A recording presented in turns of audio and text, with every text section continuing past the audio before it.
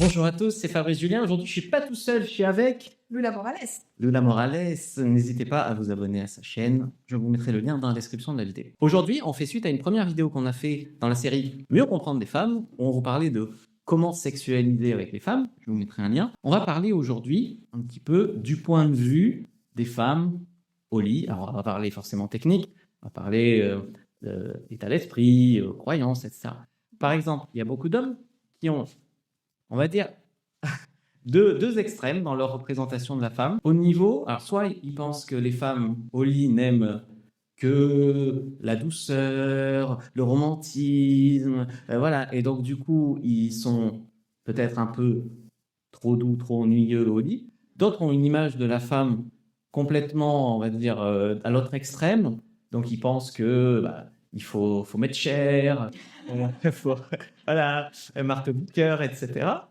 Et donc, en fait, des fois, il y en a d'autres qui pensent que quand une femme c'est pour du sérieux, il faut que du romantisme et de la douceur, et puis quand c'est juste pour un plan, on peut. Et voilà. Et donc, ils ont du mal à savoir où situer la majorité des femmes. Alors, la réponse que je donnerais à ça, c'est plus une femme va se sentir en sécurité avec toi, que tu sois son mec, son plan cul ou quoi, plus elle va se sentir en sécurité avec toi, plus vous allez pouvoir, et c'est pas une question de performance, c'est pas une question de douceur, c'est pas une question de marteau-piqueur, plus vous allez pouvoir ensemble vous lâcher. Parce que je vais essayer de répondre à plusieurs choses. Première chose, est-ce qu'on aime la douceur ou les marteaux-piqueurs? Ben, ça dépend des moments. Les deux. Les deux. En règle générale, dans une relation, dans un moment, dans un rapport, ça va y aller crescendo. On commence gentiment, yeux dans les yeux, main dans les cheveux, qu'est-ce que tu es belle, qu'est-ce que tu sens, Jasmin, c'est incroyable. Oh là là, ton père est un voleur, il a pris toutes tes étoiles de ciel pour les foutre dans tes bouffes, je sais pas. Et après, ça finit, tape dans le fond, je suis pas ta mère. Bon, normalement, c'est censé y aller pépouze, tu vois, on commence doucement.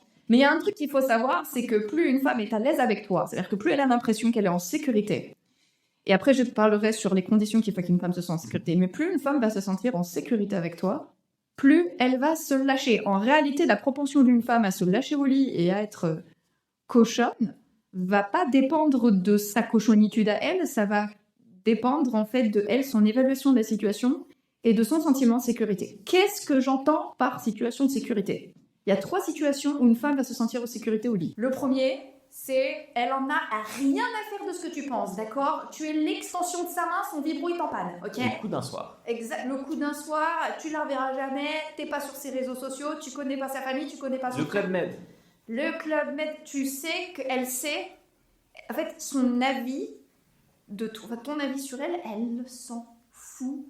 Elle veut juste passer un bon moment. Elle veut juste, mais surtout, la clé, c'est elle veut juste passer un bon moment et elle a évalué la situation et elle sait que les conséquences, c'est de mettre au mot en fait. Voilà, si je devais résumer, ce serait ça.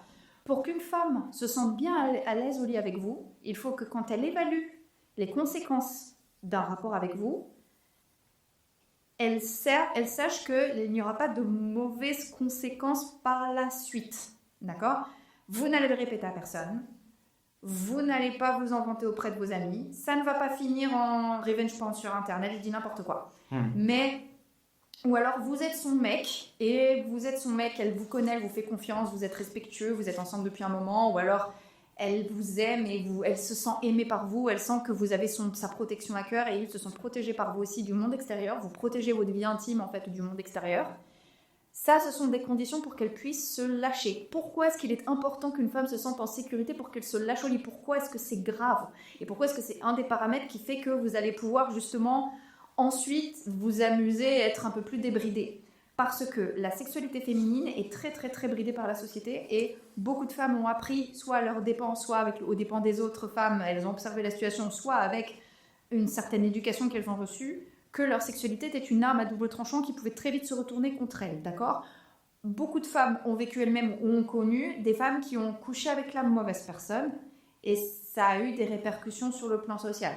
Genre ça c'est su, le mec s'est vanté, elle a une réputation de fille facile, etc. Il ne faut pas oublier ça. Beaucoup de femmes, et presque toutes, en fait, nous avons en tête le fait que notre sexualité, en tant que femme, peut être retournée contre nous, en fait. Et c'est une peur très fréquente chez toutes les femmes. Et donc, si tu veux qu'une femme se lâche, il faut soit que tu n'aies pas accès à sa vie sociale et que donc tu ne puisses pas représenter une menace pour sa vie sociale, soit que tu Rassure. ou que tu la rassures avec tes actions plus qu'avec ses mots, mais que tu la rassures avec tes actions ou par ta position de petit ami. Donc, par définition, ton petit ami, normalement, protège votre vie intime.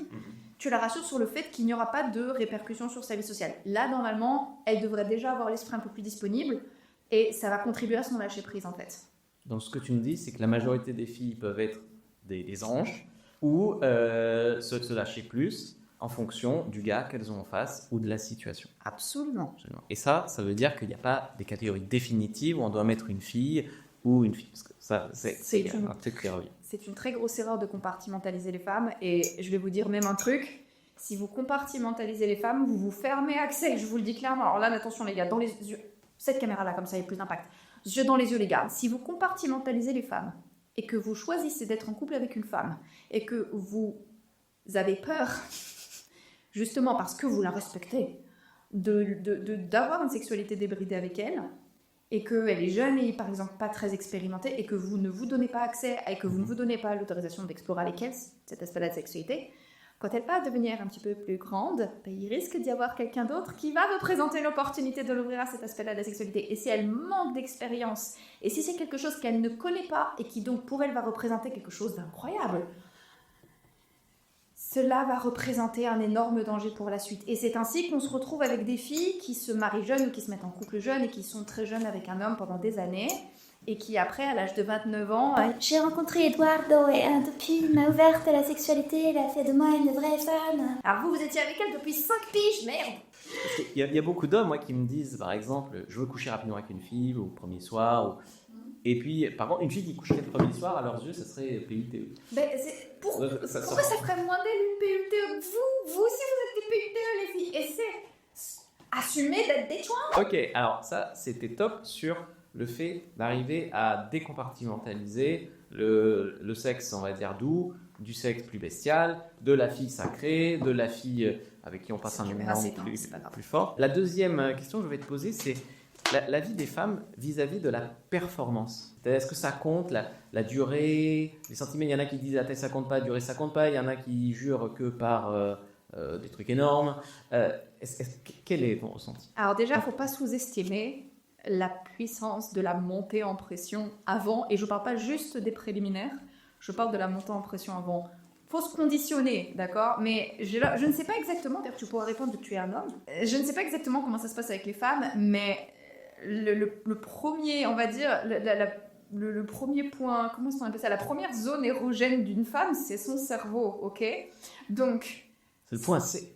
Merci, bien dit, c'est le point C. Donc, moi, le conseil que je vous donnerais, ce serait d'abord de créer un minimum d'anticipation, d'accord?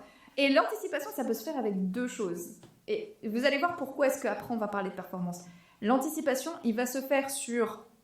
le fait que vous allez avoir un moment de lâcher prise, genre ce soir tu penses à rien, on met les enfants chez ta mère, on va imaginer, je sais pas, soit vous êtes en couple, soit vous êtes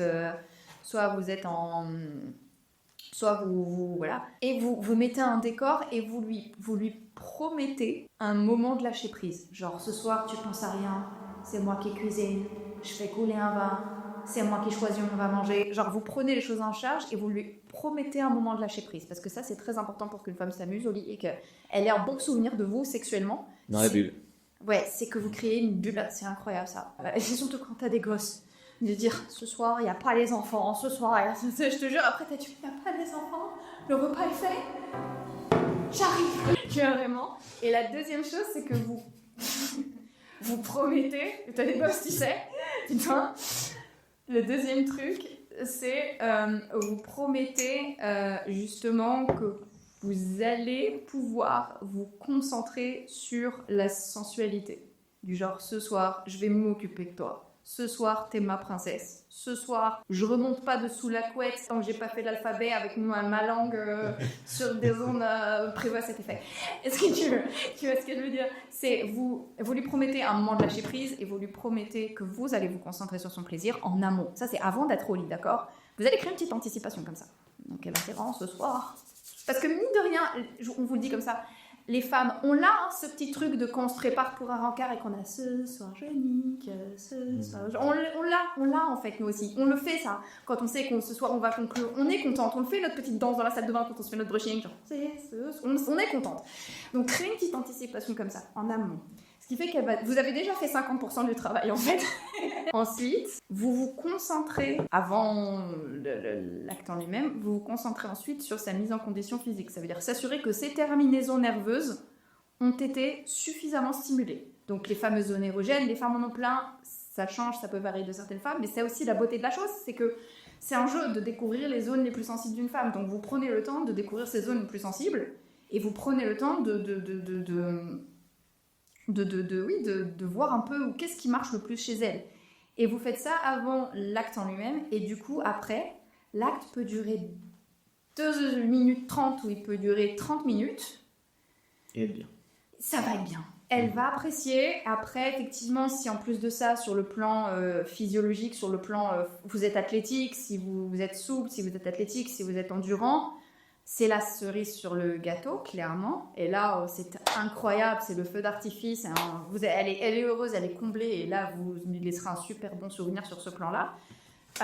Mais concrètement, même après, si ça ne dure pas très longtemps, que vous n'êtes pas l'homme le plus pourvu du monde, etc., elle sera quand même assez contente. Parce que elle se sera lâchée. Elle aura, expérimenté un vrai lâcher-prise. Vous aurez pris soin de cette terminaison nerveuse. Et là, vous faites... vous connectez ensemble et vous montrez en fait mutuellement que vous appréciez ce qui se passe. Normalement, vous lui laisserez un excellent souvenir et là, vous serez estampillé, labellisé bon, quoi.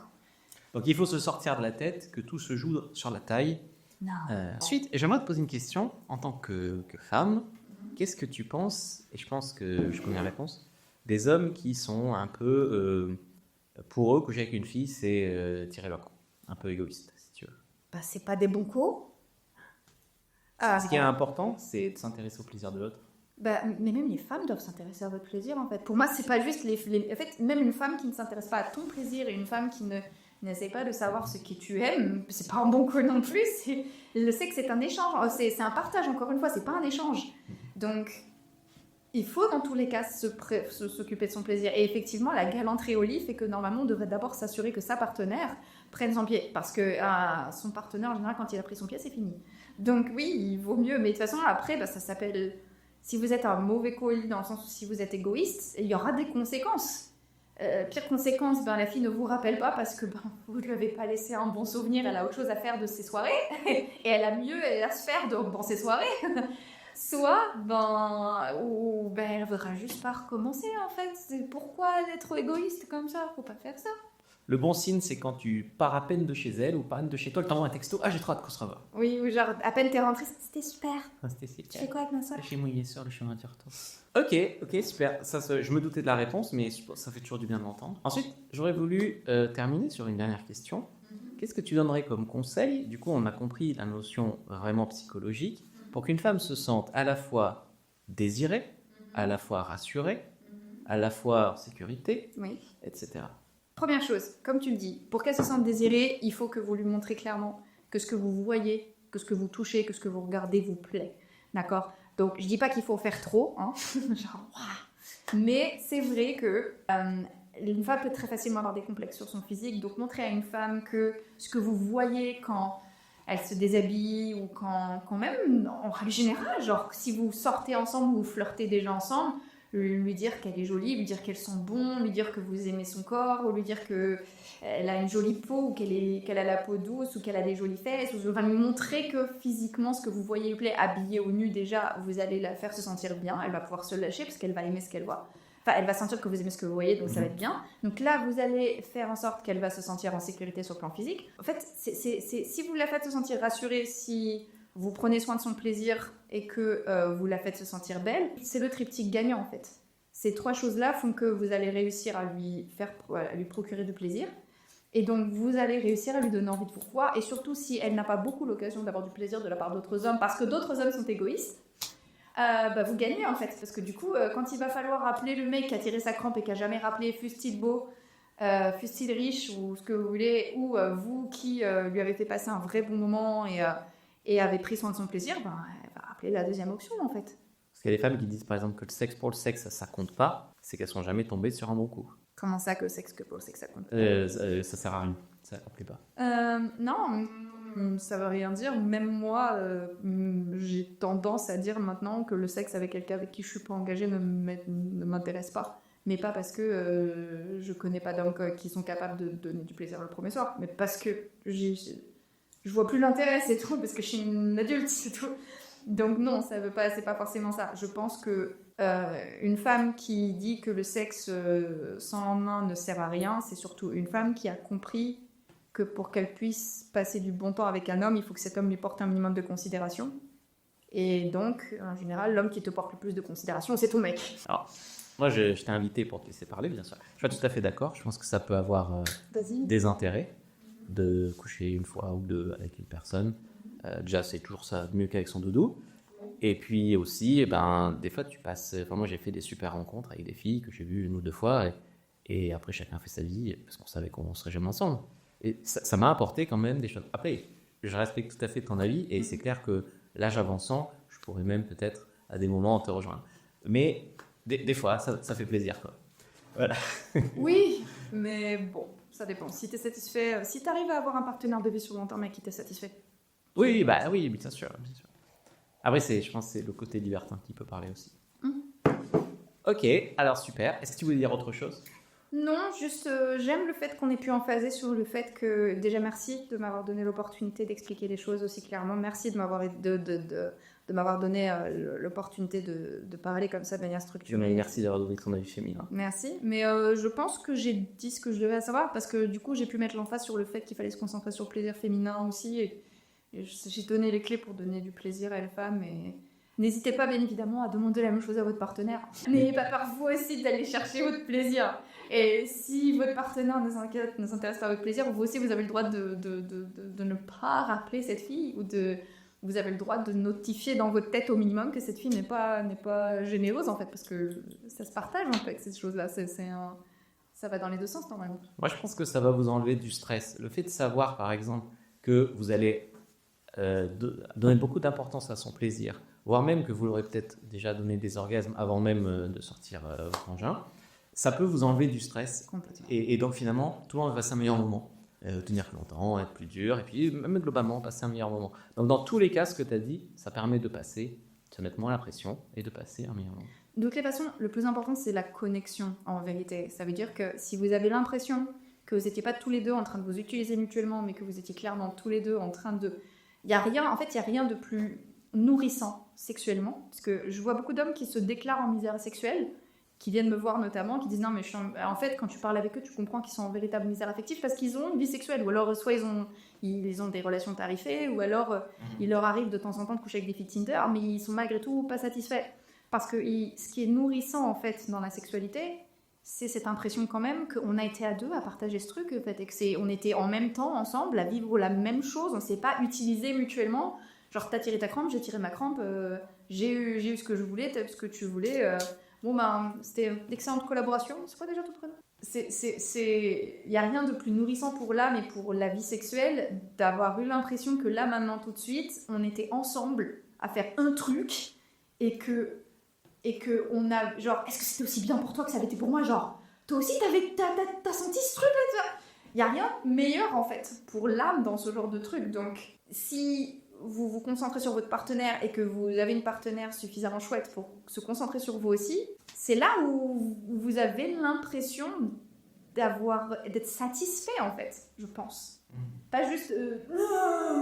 Voilà. Ok, oui, et je suis d'accord. Si vous voulez aller plus loin avec Lula, vous pouvez aller sur sa chaîne. Vous y trouverez une vidéo qu'on a fait tous les deux d'ailleurs. On a fait une autre vidéo sur la sexualisation, j'en ai parlé tout à l'heure. Si vous voulez aller plus loin, vous pouvez prendre votre guide dans la description de la vidéo sur comment être un bon amant. Il y a aussi mes formations, le guide du bon coup pour hommes, le guide d'abonnement pour femmes, parce que je sais qu'il y a des femmes qui regardent ce genre de vidéos jusqu'au bout. Donc regardez une autre vidéo, rejoignez la chaîne de Lula et prenez votre anti-sèche sexualité gratuite en lien en bio.